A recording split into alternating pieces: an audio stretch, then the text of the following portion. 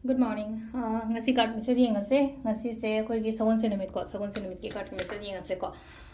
Nuti gi ni card hum lo thok ko. Ai ngasi tare lo thok ko. Isha isha gi ipok numit to khangal ga yengse ko. Ado sum season ahan bane sum haidi daily card ta ina ipok numit ki oina tore se ko. Ado do na video se katang share to biro he haidi na ngai duga manadre na haidi na ngai de 1 2 3 khan bane season khoi le no majing le ni to ka ba le re yum sa ga isha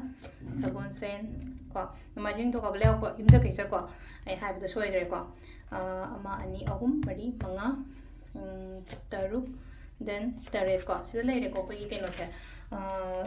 ipok numit ki matung ina ko haidi daily card message se ko ahamba da ko gi sagon sen gi number sana ha gadi number se 25 leire kala dana hangapan gumba kai gumba minus sina bi bi ko aduga ma chak thong badana ko ina ha pa ya ba se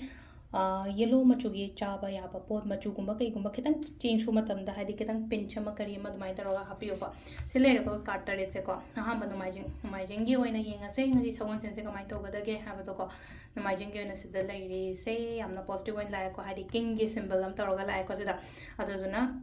wakan nungai na sulayo duga laino ko migi makhada thabak tawge khotke kaina ga laino mina sungam handa bang khayam seng hara kan da di ko silai se ko sisina khoi gi kaino ge na da pesha nung shagi ge haras ne pesha gi khudong chabu gumba ge mo zum la oina piri ko ning do ka ba ni do ka ba gi silai se haidi ning do ka ba je khangau da na kaino ma phaba changu haina piri ko leba popo ko leba popo silai se khotang wakhan se makhak down chat pa do thabak taw matam da growth lai tabra haidi lai di le tar ga so isha ji da khatang hai tar ko khatang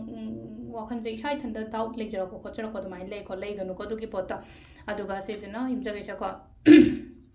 yumza ga shagi sulena ko khudong chaba la ka pan boy na oira ni ko ngasi gi na hara ga di ko adagi sagon sen gi sena silai se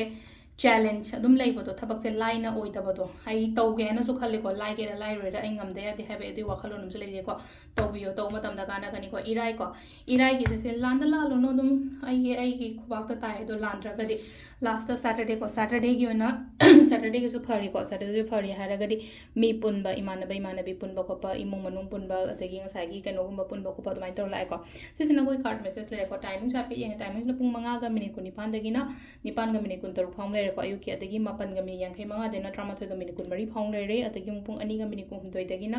pung manga ga minute ko ma thoi phang le ko adagi mu nung da oiram gi na taru ka minute yang khai ni thoi dena ahing gi drama thoi ga minute kun mari phang le ko aduga ahing nung ngai nong alam dai gi na ani ga minute kun manga dena ahum ga minute yang khai taruk phawba ma le ko sisina koi gi ngasi gi oina afaba timing ko ado se le ko gi daily card message ko ipok nimiti matungina thank you